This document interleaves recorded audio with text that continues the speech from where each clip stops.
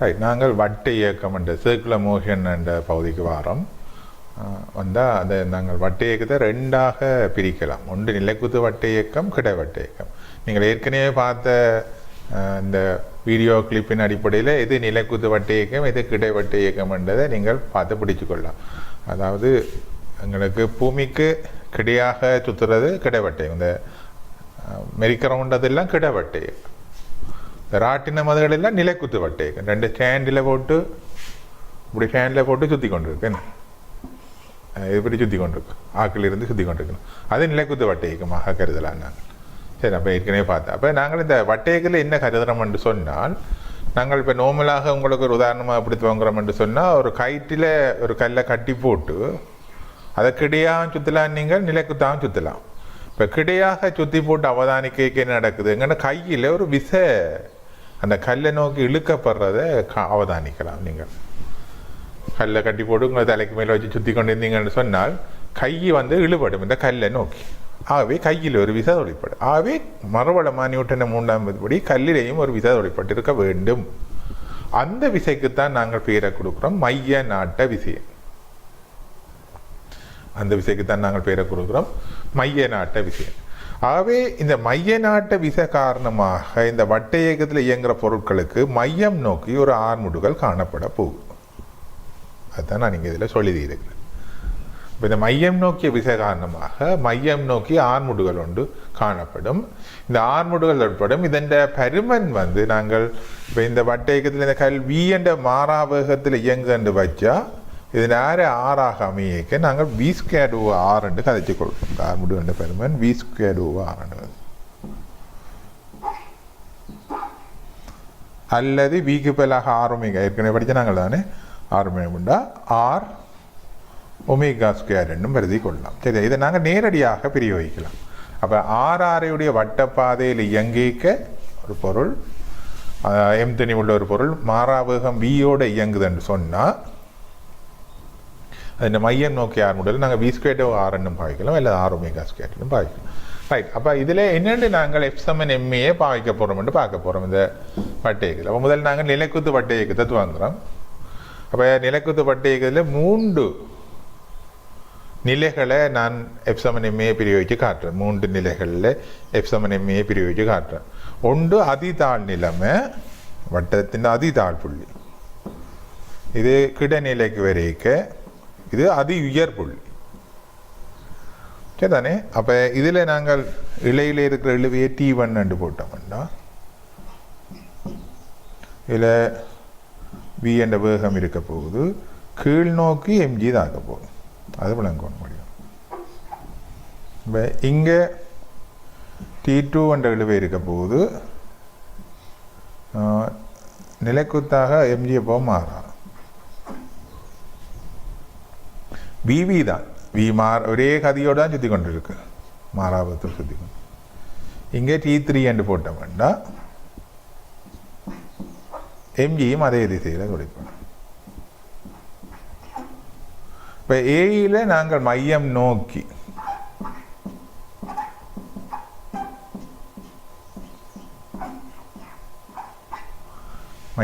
F சமன் MA பாவிச்சோம்னா T1 minus MG சமன் m into ஏக்கு பதிலாக வி ஸ்கொயர் ஓவர் ஆர் என்று பாய்க்கிறோம். இங்கே ஆர் இந்த ஆர் சரியா மையம் பற்றி இது ஆர் என்று கதைச்சுக்கொள்ளணும். இப்போ இதுலேருந்து T1 Saman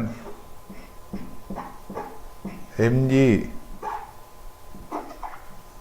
plus m into we square over R என்று வரும்.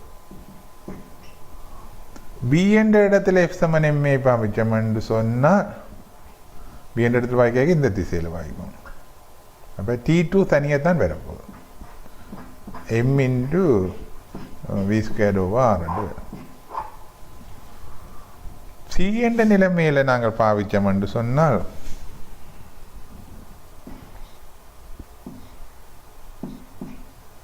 எஃப் சமன் எம்ஏ பாவிச்சோம் என்று சொன்னால் ஏன்னா மையம் நோக்கி தான் ஆர்முடி இருக்குது, அதை கவனித்து கொள்வோம். இப்போ T3 ப்ளஸ் எம்ஜி சமன் m into we square over r. ஆகவே T3 சமன் m into v squared over r minus mg என்று சொல்லுவோம். இப்போ இதில் கவனிக்க வேண்டிய விடயம் என்னென்னா, இந்த அதிதாழ் புள்ளி ஏயில் இழுவ உயர்வாகவும் T1 உயர்வாகவும், இந்த அதிகர் புள்ளியில் சியில் இழுவ குறைவாகவும் இருக்க போகுது, அதிகுறைவாகவும் இருக்க போகுது.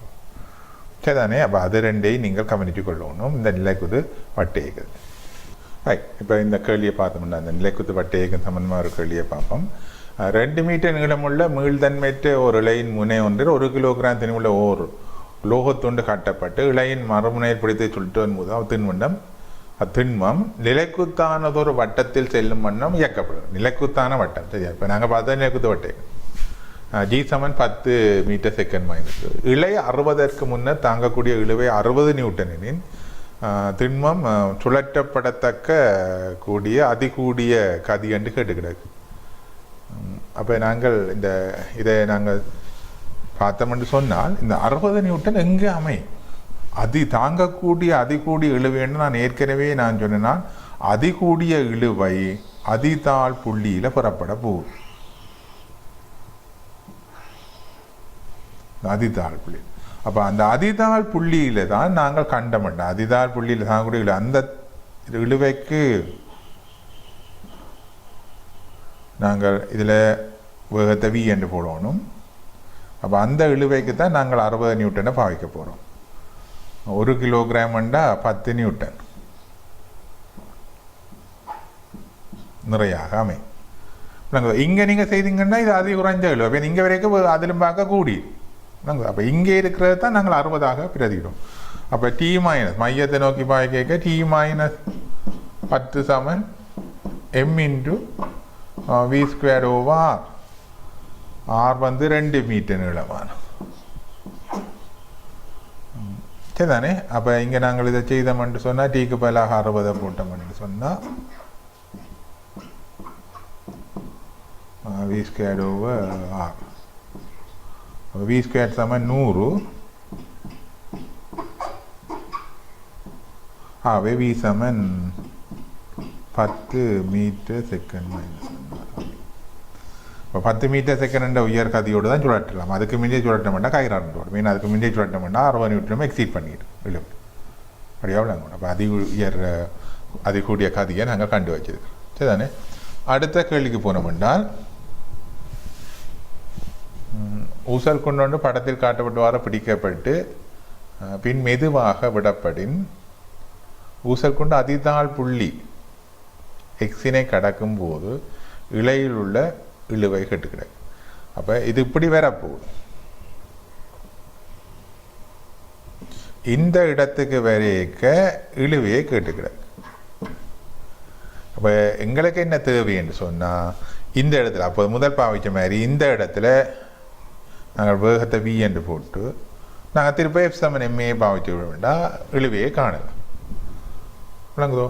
அப்போ இந்த இடத்துல வேகத்தை காண்றதுக்கு நாங்கள் ஏற்கனவே சக்தி காப்பு தத்துவத்தை பயன்படுத்தலாம். ஏற்கனவே இப்படிக்கான கேள்விகள் செய்ய நாங்கள் வெட்டப்படுகிறதுல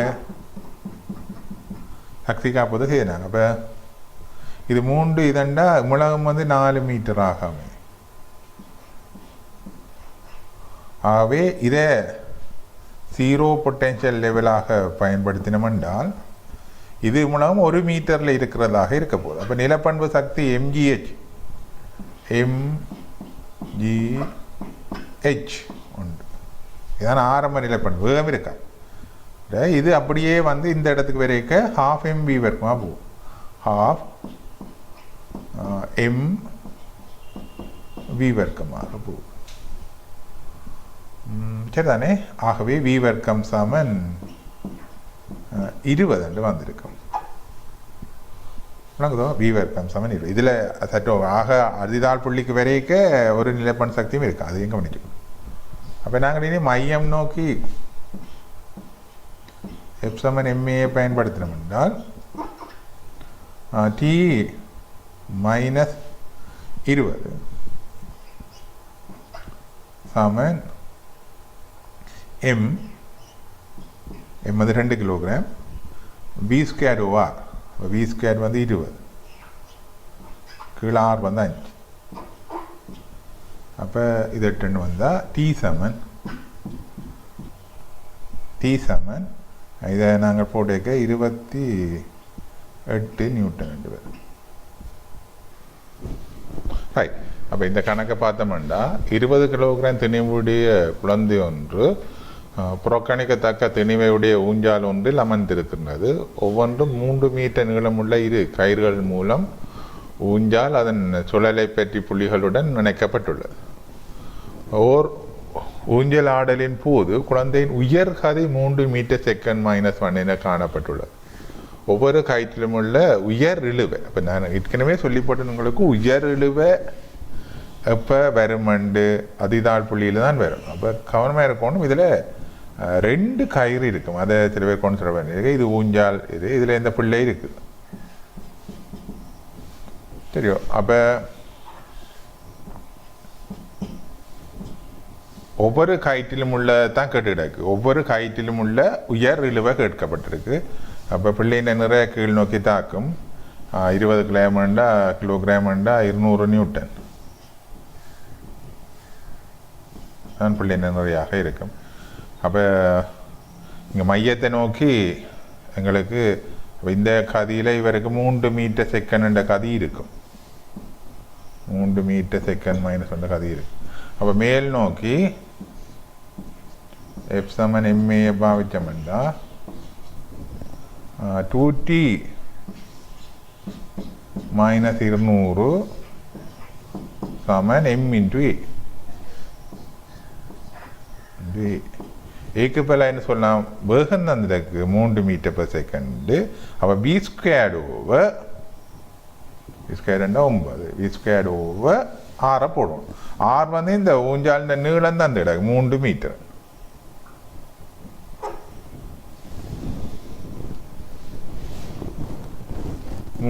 அப்போ 3 metre P square over R. கவனமாக இருக்கணும், மையன் நோக்கி 6 முடுகள் பி ஸ்கொயர் ஓவர் ஆரை பாவிக்கிறேன் இது. அப்போ 9 60. அப்போ 2T சமன் 260 வந்து T சமன் 130 நியூட்டன் வரும். இதை போல் நான் ஒரு இலக்கை செய்து காட்டியிருந்தான். அப்போ இதை நாங்கள் பார்க்கலாம். பாய். ரைட். நாங்கள் இப்போ கிடைவட்ட இயக்கத்தை பற்றி பார்க்க போகிறோம். ஒரு கைத்த நிலைக்குத்தாக கட்டை விட்டுட்டு நாங்கள் சுத்தேக்கு இப்படி ஒரு கூம்பூசல் நிலையில் எங்கள் கிடைவட்ட இயக்கம் மாற்றப்பட்டு அங்கே 6 முடுகள் ஏயால் காட்டப்பட்டிருக்கு, மையத்தை நோக்கி இருக்குது, இழுவை காட்டப்பட்டிருக்கு, நிற காட்டப்பட்டிருக்கு. சரி தானே, தீட்டா கோணத்தில் ஆக்கி கொண்டு இருக்குது இந்த கிடைவட்ட இயக்கத்தை. விளங்குதோ? அப்போ இதை வடிவாக்க மாதிரி சொல்லுங்க. அப்போ ஒரு கூம்பூசல் மாதிரி ஒரு கிடை இயக்கம் இங்கே காணப்படுது. கிடைவட்ட இயக்கத்தை பார்த்து நாங்கள் அதில் தொலைப்படுற விசைகளையும் உங்களுக்கு அதில் குறித்து காட்டியிருந்தான். இப்போ மையத்தை நோக்கி 6 முடுகள் இருக்குமெண்டு அங்கே காட்டப்பட்டது உங்களுக்கு. சரிதானே, மையத்தை நோக்கி 6 முடுகள் இருக்குமெண்டு. அப்போ கவனமாக இருங்கோ. இதை கூட கேட்டுருக்கிறேன். அடுத்ததான் அந்த கேள்வியை காட்டுறேன். இந்த கேள்விகள் வருது பாசிபிள். இழுவையும் நிறையும் தான் இதில் தொலைப்படுற விசை தெளிவாக விளங்கும். அப்போ இதுதான் அந்த கிடைவட்ட இயக்கம், அதையும் தெளிவாக விளங்கும். 2 தரம் போட்டிருக்கேன் அந்த கேள்வி. அப்போ இதில் தொலைப்படுற விசையை கூட கேட்டிருக்கிறான். அப்போ நாங்கள் கிடையாக பாவிக்க கிடைத்திசையிலே F சமன் MA வட்டயக்கத்துக்கு பாவிக்க இது டீட்டாண்டா, இது நிலைக்குத்தோடு தான் டீட்டாண்டு வரும் ஒன்றோட்ட கோணத்தின் அடிப்படையில்.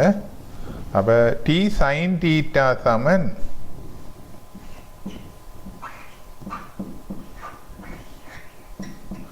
M × B squared over R வரும். அப்போ இது சுற்றுற கதியை நாங்கள் B என்று வச்சிருந்தோம் என்றால் B என்ற மாறா கதியில் சுற்றி கொண்டு இருக்கு வட்டப்பாதையில் B ஸ்கொயர்டு ஓவர் ஆர் வரும். சரிதானே. அப்போ இது கிடைத்திசையில் நாங்கள் F சமன் MA. அப்போ நிலைக்குத்தாக நாங்கள் ஒரு விசையச்சோம். அப்படி தான் நிலைக்குத்தாக அந்த பொருளில் இயக்கம் ஒன்றுமே இருக்கே இல்லை. ஆகவே T cos θ சமன் mg. இது ஒன்றால் பிரித்தா இதை நாங்கள் எடுத்து வச்சிருப்போம். tan θ சமன் V ஸ்கொயர் ஓவர் RG என்று எடுத்து வச்சிருப்போம். சரியோ? அப்போ ஏன்னு நான் பிறகு சொல்கிறேன். இப்படி ஒரு சமன்பாடு எடுத்து வச்சுருப்போம். ரைட். அப்போ இப்போ நாங்கள் இந்த கிடைவட்ட இயக்கம் சம்பந்தமான கேள்விகளுக்கு போனோம்னு சொன்னால்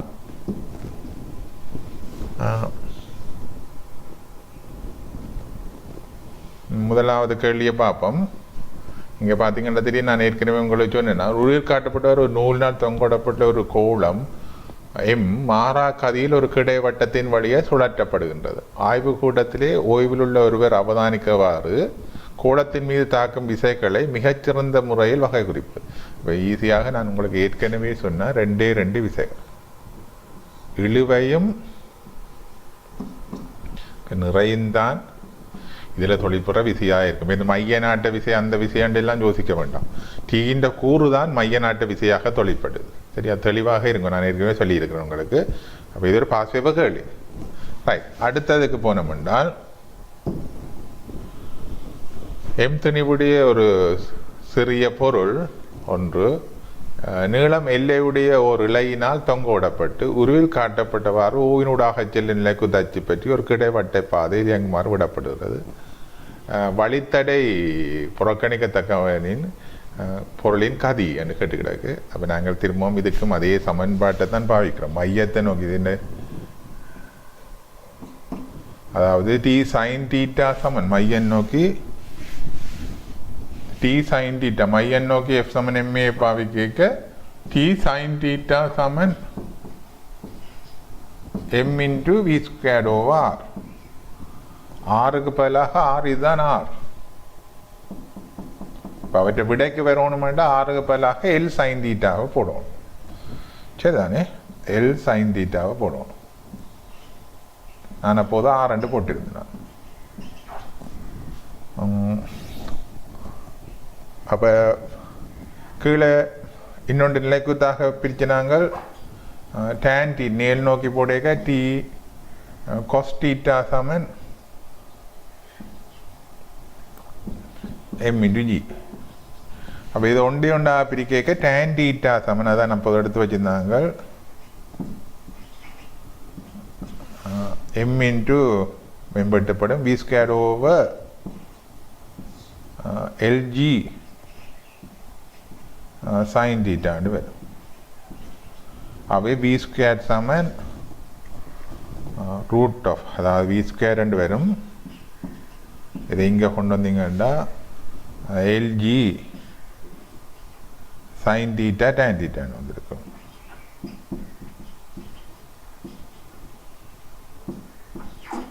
வர்க்க மூலத்தை போடணும். அப்போ பார்த்தீங்கன்னா இந்த ரெண்டு கேள்வியும் பார்த்தீங்கன்னா தெரியுது பாருங்கள், நேரடியாக அடிப்படை விஷயத்தில் போட்டிருக்காங்க. இதுக்கே பிரச்சனைப்படுறதாக இருக்குது.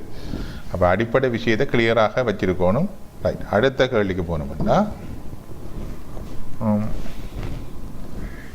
சம திணிவுகளுடைய இது சிறிய பொருட்கள் ஒரு லேசான இழை பிசியினால் ஒன்றோடு ஒன்று இணைக்கப்பட்டுள்ளன. உருவில் காட்டப்பட்டவாறு இத்தொகுதி வேறொரு லேசான இழை ஏபியினால் ஒரு நிலைத்த புள்ளி ஏயுடன் தொடுக்கப்பட்டுள்ளது. இதில் சம திணிவுகள் இருக்கின்றதை விளங்கிக் கொள்ளணும்.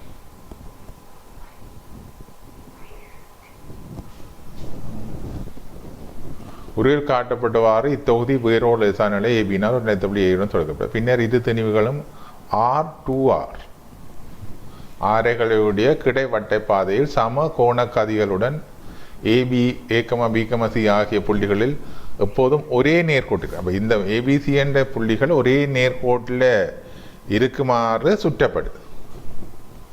அதை கவனித்து கொள்ளணும். ஒரே நேர்கோட்டில் வருமாறு சுற்றப்படுது. அப்போ என்ன நடந்திருக்கணும்? இந்த கோணக்கதிகள் கட்டாயம் சமனாக வந்திருக்கணும். கோணக்கதிகள் நேர்கோட்டு கதியில் கோண வேகங்கள் சம, அதை சொல்லி இருக்கிறான். ஒரே கிடைவாட்டு பாதை சம கோணக்கதிகளுடன் ஏபிசி ஆகிய புள்ளிகள் எப்போதும் ஒரே நேர்கோட்டில் இருக்குமாறு எங்க செய்யப்படும். பிசி ஏபி ஆகிய இலைகள் உள்ள இழுவைகள் T1 T2 எனின் இந்த கோவை எடுக்க சொல்லி கேட்டுக்கிறேன். அப்போ ஒவ்வொன்றுக்கு நாங்கள் எஃப் சமன் எம்ஏயை பாவிச்சு விட்டோம்னா சரி, இது கிடைவட்ட இயக்கம். அப்போ இந்த முறை அப்போ சம கோணக்கதி என்றபடியே கோணக்கதியை இணைக்கிற சமன்பாடாக அமையணும். அப்போ மையத்தை நோக்கி முதல் சி என்ற திணிவுக்கு அமைச்சம் என்றால், மையத்தை நோக்கி சி என்ற திணிவுக்கு அமைச்சம் என்றால் எஃப் சமன் எம்ஏ பாவிச்சம் என்றால் சிக்கு T1 சமன் m into r. இந்த மாதிரி r ஒமேகா ஸ்கொயர், r முடிவலுக்கு பதிலாக r ஒமேகா ஸ்கொயர் அப்படி ஒரு சமன்பாடும் இருக்கு, ஏற்கனவே நாங்கள் பார்த்து நான். அப்போ m into 2r omega square, 2r omega square. சரிதானே? பிக்கு பாவிச்சோம்னு சொன்னால், பிக்கு மையன் நோக்கி பாவிச்சோம்னு சொன்னால் T2 மைனஸ் T1 ரெண்டு விசை பியில் தாக்கு, பி என்ற திணி விட ரெண்டு விசை தாக்குதுன்றது கிளியராக இருக்கும். T2 minus T1 m into திருப்பவும் ஆர் ஒமேகா ஸ்கொயர். இப்போ இந்த முறை ஆறு உள்வட்டம் தானே, அவை ஆர் இன்ட்டு ஒமேகா ஸ்கொயர். சரிதானே? அப்போ நாங்கள் இதில் நாங்கள் எம்ஆர் ஸ்கொயருக்கு பதிலாக அதாவது T1/2 போட்டு விட்டோம்னு சொன்னால், எம்ஆர் ஒமேகா ஸ்கொயருக்கு பதிலாக இங்கே T1/2 எடுத்துக்கொள்ளலாம். அப்போ அதை கொண்டு வந்து இங்கே பிரதிட்டோம்டா T2 மைனஸ் T1, இங்கே T1/2 வந்திருக்கும்.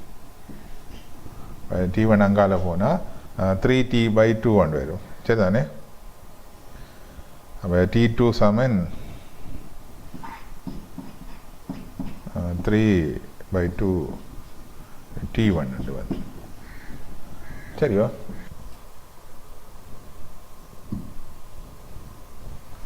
ரைட். நாங்கள் இப்போ வளைவான பாதையில் வாகனத்தின் இயக்கத்தை பற்றி பார்க்க போகிறோம். இப்படி ஒரு கார் ஒன்று இங்கே இயங்கி கொண்டு இருக்கு, ஒரு ஸ்லோப் சர்வ்.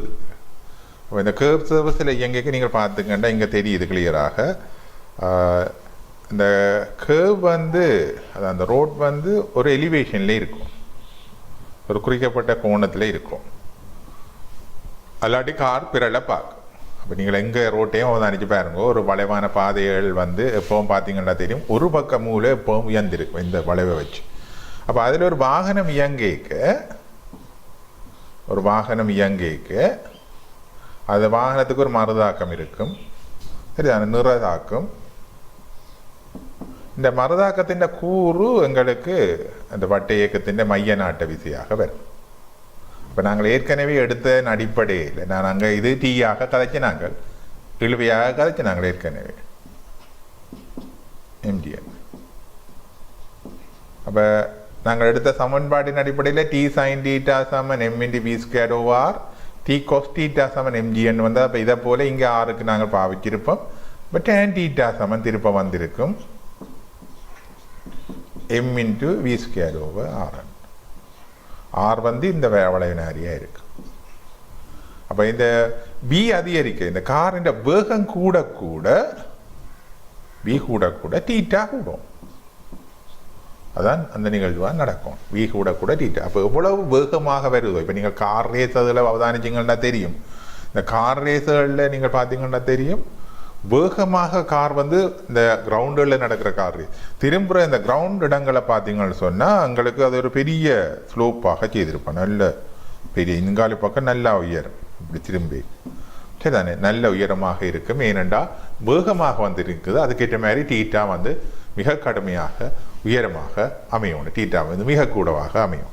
சரியோ? அப்போ இந்த வழுகிற நேரத்தில் தனியே, அதாவது கார் எப்படி வலிக்கிட போகுதுன்னா வெளிநோக்கித்தான் பிறலை வலிக்கணும். இப்போ அந்த வெளிநோக்கி பிறல்ற எத்தனைக்கிற நேரத்தில் உராய் விசை மையம் நோக்கி தொழிற்பட வலிக்கணும். சரிதானே? ஃப்ரிக்ஷன் ஃபோர்ஸ் வந்து மையம் நோக்கி தொழிற்பட எத்தனைக்கும். சரிதானே? அப்போ மற்றபடி நோமலாக வழுகாத கட்டத்தில் கார் வந்து நோமலாக ஓடிக்கொண்டிருக்கும். அப்போ உராய் விசை பின்னோக்கி தான் தொழிற்பட்டுருக்கும். கார் முன்னோக்கி போயிருக்கு, உராய் விசை பின்னோக்கி தொழிற்பட்டு கொண்டு இருக்கு. அது நோமலாக நடக்கிற நிகழ்ச்சி. இது ஒரு ஆக்சிடென்ட் வரப்போகுது, அதாவது கார் வெளிநோக்கி பிறலை எத்தனைக்கு போதில் வெளிநோக்கி வழுகை எத்தனைக்கு போதண்டைக்கு ஒரு ஆய்வு விசை தொழிற்படுத்துவாங்க. சரிதானே? அதையும் கவனித்து கொள்ளும். ரைட். தனது மையத்திற்கூடாக நிலக்கு தச்சை பற்றி சுழலக்கூடிய கிடையான வட்ட வடிவ மேசை ஒன்றின் மீது சிறிய திணிவு ஒன்று வைக்கப்பட்டுள்ளது. அப்போ வட்ட வடிவ மேசை சிறிய திணிவு ஒன்று வைக்கப்பட்டுள்ளது. கோணவேகம் ஒமேகாவுடன் சுற்றும் பொழுது. சரியோ? அப்போ இந்த கோணவேகம் ஒமேகாவோட இது சுற்றுது. இப்போ ஆர் தூரத்தில் வைக்கப்பட்டிருக்கான்னு வைப்போம். திணிவு நழுவ ஆரம்பிக்கும். எங்கே நோக்கி நழுவ ஆரம்பிக்கும்னா வெளி நோக்கி தான் நழுவ ஆரம்பிக்கும். வெளியில தான் தூக்கி வீசப்படும். எடுத்து பார்த்தீங்கன்னா தெரியும், ஒரு வட்டப்பாதையில் ஒரு சுழன் ஒன்று இருக்கிற ஒரு தட்டில் நீங்கள் ஒரு பொருளை போட்டீங்கன்னு சொன்னால் தூக்கி வெளியில தான் தூக்கி எறிய பார்க்கும். அப்போ மையம் நோக்கி இந்த முறை உராய் விசை தொழிற்படும். ஏன் மைய நாட்ட விசை ஒன்று வரணுமே இதுக்கு. அப்போ அந்த மைய நாட்ட விசையாக உராய் விசை தொழிற்பட போகும். சரியோ? அப்போ இங்கே நாங்கள் எஃப் சமன் எம்ஏ போட்டோம் என்று சொன்னால் F is equal to m into ஏக்கு பதிலாக ஆர் ஒமேகா ஸ்கொயரை பாவிக்கும். எஃப் என்று ஒரு ஆய் விசையாக இருக்க போகுது. அதுதான் மைய நாட்ட விசையாக இங்கே தொழிற்படும். அப்போ இனி தூரம் ரெட்டிக்கப்படும். அப்போ 2r போகுது. அப்போ 2r போனால் இது இந்த நேரம் நழுவ ஆரம்பிக்கிறதுக்கு தேவையான இழிவு கோணம். அப்போ திருப்ப இப்போ இங்கே ஒரு ஆய்வு தொழிற்பட போது அது எஃப் டேஷ் என்று போட்டோம்னா f dash is equal to m into ஒரே திணிவு தான் 2r ஒமேகா டேஷ் வர்க்கம். சரியோ? F dash into f dash சமன் m into 2r omega dash வர்க்கம். அப்போ இங்கே நழுவ ஆரம்பிக்கிறதுன்ற வழங்கணும். அப்போ எல்லை சமன நிலைமை அது விளங்கி இருக்கணும் எங்களுக்கு. அப்போ எஃப்பும் எஃப் டேஷும் ஈக்குவலாக இருக்கும். ஏன் ஒரே தரையில் ஒரே திணிவுகள் நழுவ ஆரம்பிக்கும். அப்போ மியூ இன்டு ஆரை பாவிக்க R is equal to MG என்று வரைக்கும் F is equal to F dash என்று வரைக்கும் F is equal to mu ஆரை பாவிக்கும். ஒரே வட்டத்தட்டில் செய்யப்படுது. மியூ எம்ஜி மற்றதுக்கும் எஃப் டேஷுக்கு பதிலாக மியூ எம்ஜின்னு தான் போட்டுருக்கோம். ஆகவே எஃப் சமன் எஃப் டேஷ். ஆகவே நாங்கள் எம்ஆர் ஸ்கொயர் ஒமேகா சமன் m into 2r omega dash வர்க்கம் என்று போட்டோம்னு சொன்னால் இந்த கேள்வி எங்களுக்கு முடிஞ்சிடும். ஒமேகா டேஷ் வந்து ஒமேகா பை 2 ஆகவே ஒமேகா ஓவர் ரூட் 2 வரும். ஒமேகா டேஷ் வந்து ஒமேகா ஓவர் ரூட் 2 ஆன்சர் வரும். அப்போ வட்டப்பாதைகளில் இயங்கிக்க நழுவ ஆரம்பிக்கிறது வெளிநோக்கி எப்பவும் தூக்கி வீசப்பட பார்க்கும். அப்போ மையத்தை நோக்கி உராய் விசை தொழிற்படும். சரிதானே? ரைட். இந்த கேள்வியை பார்த்தோம்னா நிலையான ஒப்பமானமான ஏஆரையுடையமான அரைக்கோள குன்று. இது ஒரு அரைக்கோள குன்றை ஷேப் பிரச்சிருந்தாலும் அரைக்கோளமான குன்று. பையன் ஒருவர் மெதுவாக சருக ஆரம்பிக்கிறான். இப்பையன் கிடைத்தளத்திலிருந்து என்ன உயரத்தில் குன்றை விட்டு மட்டாக விலகுவான்னு. இப்போ இவர் சருகி கொண்டு போகிக்க என்ன உயரத்தில் ஒரு குறிக்கப்பட்ட உயரத்தில் அவர் இந்த குன்றை விட்டு அப்படியே ஸ்லிப் பண்ணி போக போகிறார். அப்படியே வழியில் போக போகிறார். சரிதானே? அதை தான் கேட்குறார். என்ன உயரத்தில் அவர் குன்றை விட்டு விலகுவார். அப்போ இந்த நேரத்தில் நாங்கள் பார்த்தோம்னா இவருக்கு ஒரு மறுதாக்கம் தொழிற்பட போகுது. ஆர் அந்த குன்றால் எம்ஜி கீழ் நோக்கி தாக்கும். இதை நாங்கள் டீட்டாண்டு வச்சோம் என்றால் இதுவும் ஏயாக அமையும். சரிதானே? ஆரேயாக அமையும். அப்போ இது டீட்டாண்டேக்க இது ஒன்றோட ஒன்று டீட்டாவாக அமையப்போகுது. ரைட். நாங்கள் முதல் சக்தி காப்பு தத்துவத்தை பயன்படுத்த வேண்டாம். இது ZOP 0 potential, ZPL 0 potential level என்று வச்ச வேண்டாம். இந்த இடத்தை அதாவது பூச்சி அழுத்த நிலையை நிலைக்குது. அப்போ நாங்கள் ஆரம்ப சக்தி வந்து பையனுக்கு இந்த தெளிவை எம்மண்டு வச்சுருந்தோம்னா எம்ஜி ஆரம்பத்தில் பையன் அழுத்த சக்தியாக அமை எம்ஜி சமன் ½ m பி வர்க்கம். இந்த இடத்துக்கு வரைக்க சக்தி காப்புத்தத்தை வேணும். ½ m பி வர்க்கமாக இருக்குது. இயக்கப்பண்பு சக்தி ஒன்று இருக்க போகுது. அதை விட H உயரத்தில் நிற்கிறார். ஆகவே MGH என்ற ஒரு நிலப்பண்பு சக்தி இருக்கு. சரிதானே? அப்போ இதுக்கு பிறகு நாங்கள் இந்த இடத்துல அதே இடத்துல மையம் நோக்கி எஃப் சமன் எம்ஏ பயன்படுத்த போகிறோம். அப்போ mg cos theta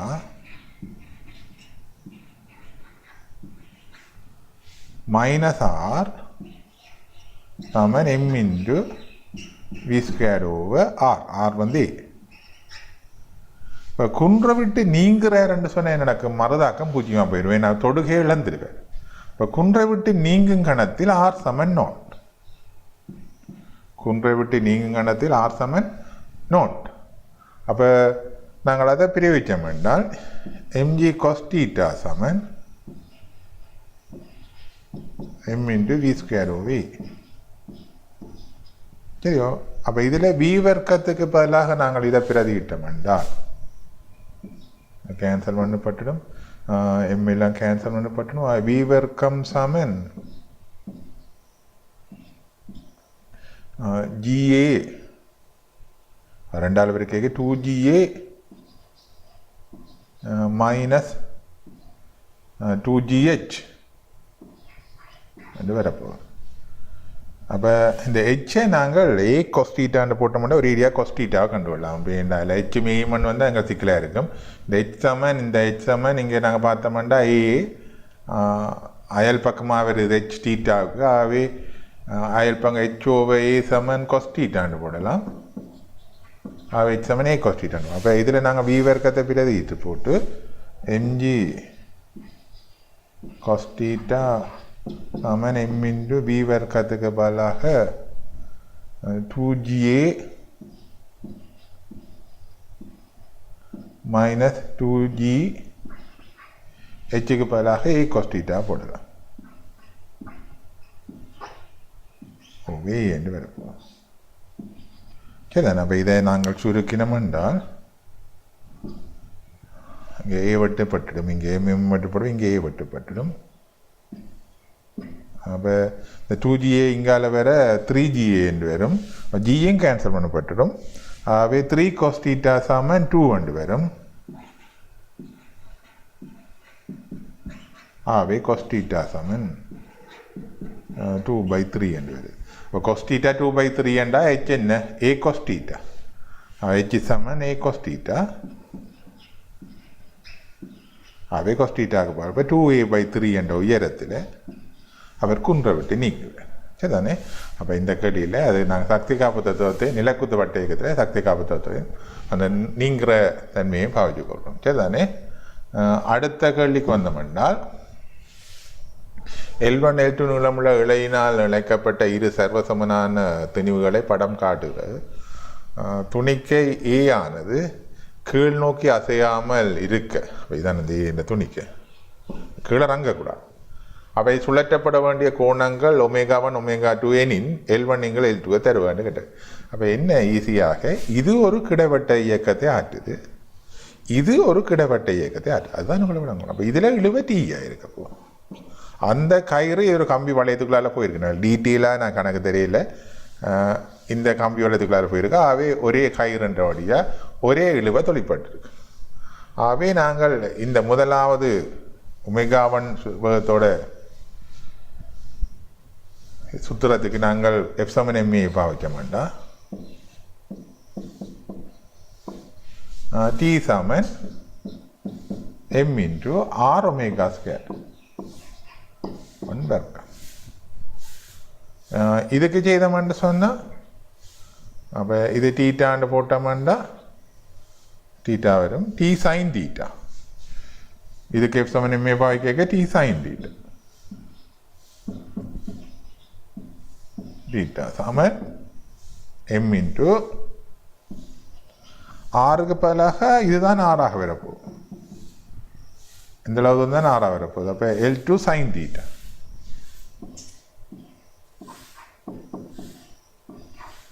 theta into omega 2 வர்க்கம்.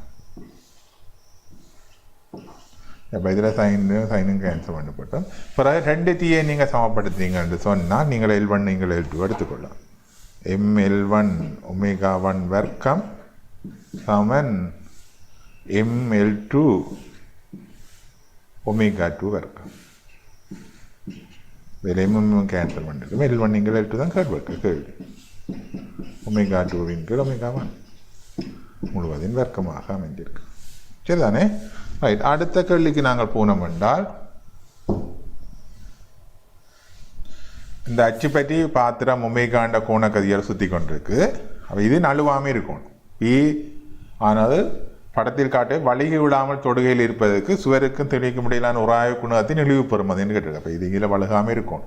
அப்போ இதன் திணிவு எம்மண்டு வச்சோம்னா எம்ஜி கீழ் நோக்கி தாக்கம், உராய் விசை மேல் நோக்கி தாக்கம், மறுதாக்கம் மைய நாட்ட விசையாக தொழிற்பட போகும். இதில் இப்போ மறுதாக்கத்துக்கு நாங்கள் செய்தோம்னு சொன்னால் இது இந்த ஆர் மையத்தை நோக்கி எப்சம் எம்ஏ பாவிச்சோம் என்றால் R is equal to m into ஏக்கு பதிலாக ஆர் ஒமேகா ஸ்கொயர் என்று பாவிக்கலாம். ஆனால் எங்களுக்கு தெரியும் எஃப் சமன் மியூ ஆர் என்று தெரியும். இல்லை சமன் இல்லாமல் இருக்குது, வழுகாமல் இருக்குது. இது கீழ் நோக்கி வழுக விடாமல் இருக்குது, கீழ் நோக்கி வழுகு. அப்போ எஃப் சமன் மியூ இன்டூ ஆர் என்று சொல்லலாம். சரிதானே? எஃப் இஸ் ஈக்குவல் இல்லை சமனில் இருக்கக்கூடிய எஃப்எல்ன்னு சொல்லலாம். அப்போ எஃப்எல் வந்து என்னவாக இருக்கும்? இல்லை சமநிலை நிலைமை என்றபடியால் எஃப்எல் வந்து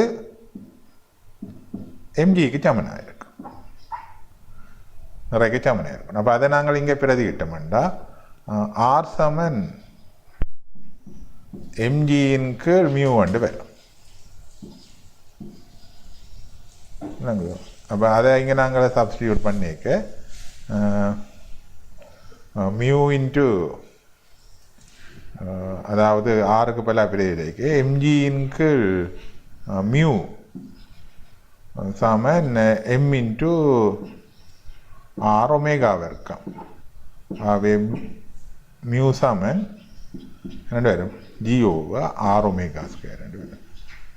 விளங்குதா? அப்போ இதில் இதை நாங்கள் கண்டுள்ளோம்.